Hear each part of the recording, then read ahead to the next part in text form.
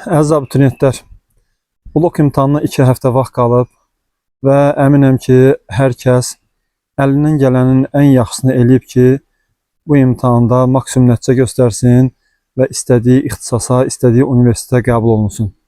Amma yenə də bəzilərimizin hələ də belə bir qayğısı var ki, görəsən neynəsəm, nəticəm biraz daha yüksək olar. Biraz daha çox oxuyun, biraz daha çox test işləyin, istirahətinizə fikir verin kimi məsləhətlər verməyəcəm. Kimin nə vaxt istirahət eləməli, nə vaxt yemək yeməli, nə vaxt dərs oxumalı olduğunu özündən yaxşı bilən yoxdur. Sadəcə dərs oxuma prosesində biraz daha məhsuldar olması üçün belə bir variantdan da istifadə edə bilərsiniz. Təbii ki, nəzəriyyə çox önəmlidir. İndiyə qədər oxuduğunuz kitablar sizə çox şey verib.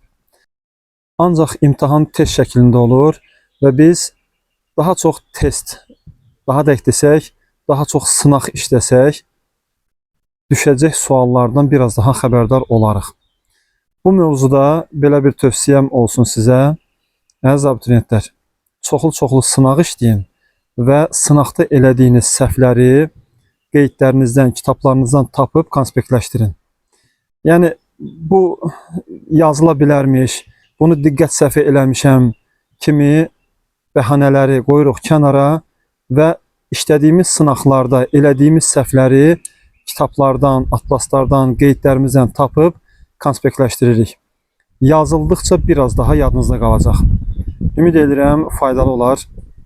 Hər kəsə uğurlar.